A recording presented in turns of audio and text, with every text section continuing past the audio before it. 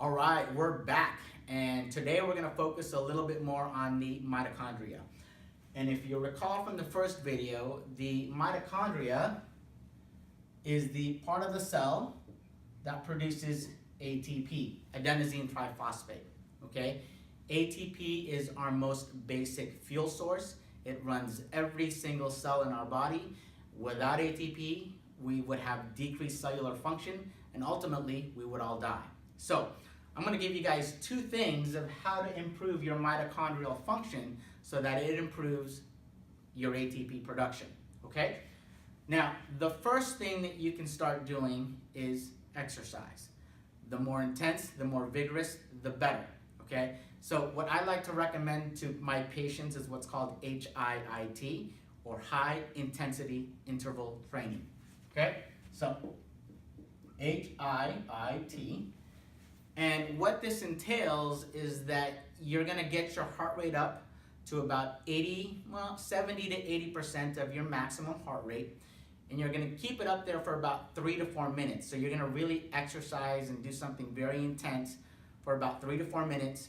And then you rev it back down, or you recover for about a minute, and then you rev it back up. Okay? And you do about 6 to 8 cycles of this over a span of 20 to 30 minutes. And that's really, really going to be beneficial for you, okay? It's really going to improve your energy levels. Now, a couple things that you want to keep in mind, okay? If you are new to exercise and you've got a lot of fatigue and it's a struggle just to even get out of bed, okay, you're obviously not going to be able to do 3 to 4 minutes of high intensity of anything, okay? So you may want to start off with 15 to 20 seconds and then slowly work your way up. Okay, if you've got a lot of fatigue and you've got you're suffering from an autoimmune issue, it may be a good idea, obviously, to get on board with the doctor so that they can monitor your progress. Okay. Second thing that you want to keep in mind is that if it takes you more than 2 to 3 days to recover from a workout, then you've actually exceeded your oxidative stress capacity, and you've actually created even more inflammation in your body. Okay, so you don't want to do that. If it takes you, if that actually happened, then you want to take a step back, do about 50% less of, the workout that you just did, and then slowly build up from there, okay? The thing that you want to keep in mind is that, again, if it takes you more than that 2 to 3 days, and you're just completely fatigued, then you've overdone it. It shouldn't take you more than that 1 day to recover from a workout, okay? You should be able to be ready to go the next day, okay? Now, the third thing that you want to keep in mind is that if you have some type of an adrenal fatigue, okay, and if you have some issues with insomnia, whether it's the inability to fall asleep or the inability to stay asleep, or even if you wake up after, 6 or 7 hours of sleep, but you still feel like you're a zombie and you need 4 cups of coffee to get you going, those are all signs of adrenal fatigue, okay? And what ends up happening there is that, so the main kind of hormone that we're looking at with the adrenals is cortisol. If we map this out, and if we have AM here, PM, and then AM again, so a full 24-hour cycle, what should happen ideally is that when you wake up, your cortisol level should be at its highest, and then as the day progresses, it drops and drops and drops. And then as you sleep throughout the night, it rises and rises and rises again. And then by the time it peaks, it's time to wake up. And this whole cycle repeats. This is called your circadian rhythm, okay? If you've got adrenal issues, you don't have this going on. You may wake up with very low levels of adrenal. So let's do this in red, okay? And then you may have a slight blip here, and then maybe by 2 to 5 o'clock, you've got a really big dip, and so you really feel tired and you may need a nap. And then throughout the night, it might rise, and that's rise in cortisol is what's going to keep you awake and keep you from sleeping and having restful sleep, because it's activating your sympathetic nervous system. So that's not what you want. And if you've got this going on, then the best time to do this type of exercise is actually when you first wake up in the morning. Okay, now it's going to be a struggle because you're going to feel fatigued and you're not going to want to get out of bed, but that's exactly what you need to do to reset your circadian rhythm, okay? And that will help you overall get this pattern back and help you get restful sleep throughout the night, okay? You may also need some adrenal supports or adrenal supplements.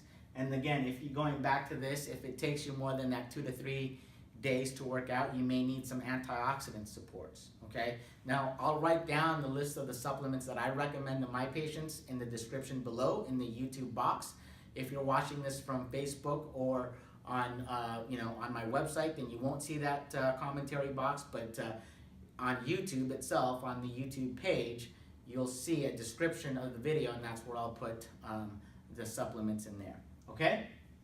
Now, the second thing you can start doing to start improving mitochondrial health is what's called intermittent fasting, okay?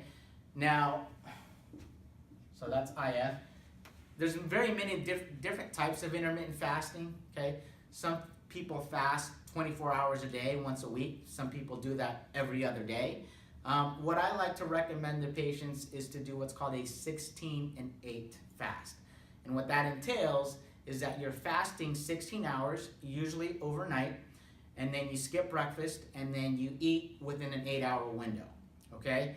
Now, you pick that 8-hour window, whether it's 9 to 5, 10 to 6, 11 to 7, 12 to 8, but you've got to be strict and disciplined because that's the only time that you can eat, okay? Now, obviously, as I talked about in the first video, you want to eat primarily a plant-based diet, and you want to consume a high amount of omega-3 fatty acids, but that's what you're consuming during that 8-hour period, okay?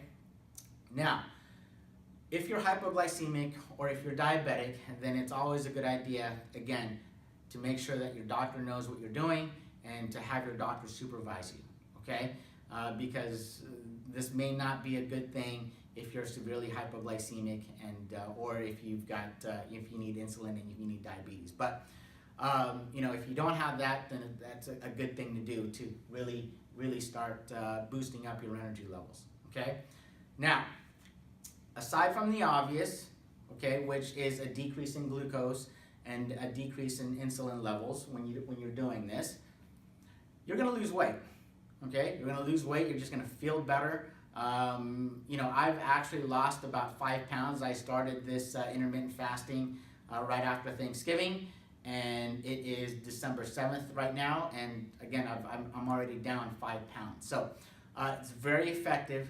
But the other benefits that you're going to get from this is that you're going to have an increase in what's called HGH, human growth hormone.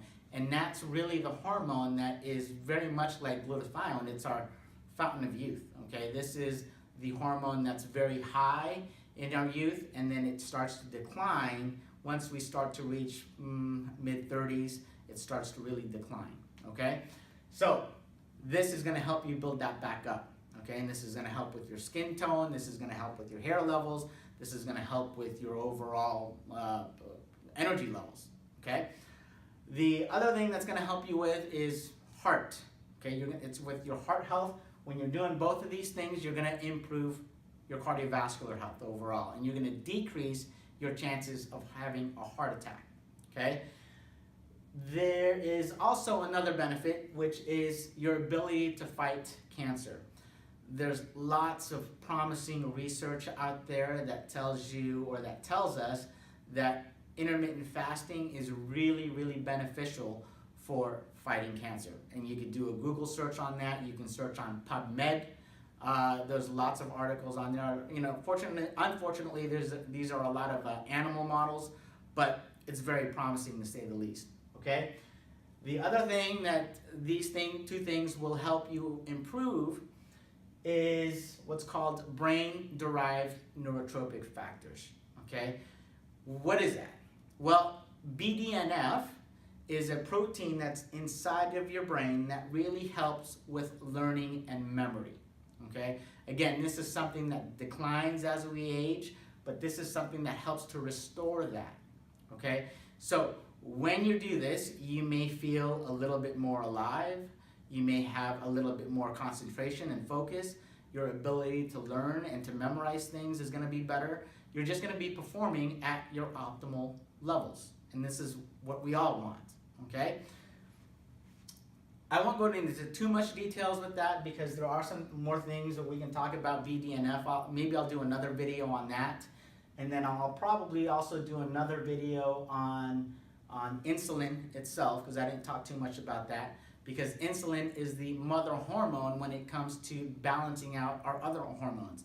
The estrogens, the progesterones, testosterone levels in men drop as a result of actually high levels of insulin. And I'll talk about that again in a different video. Okay? If you like this video, please like it and share it with others. Subscribe to our YouTube channel so that you'll get updates as to when I put out these videos. I'm going to try to put out a new video every week or so, but with practice and life, it may be a couple weeks, but I'll try to stay consistent. And go to our webpage. Our webpage has all kinds of blogs, and the videos will also, or previous videos will also be posted on there. The website address is SanDiegoBrainCenter.com or SDBrainCenter.com. And all right, we'll talk to you guys later. Take care. Bye-bye.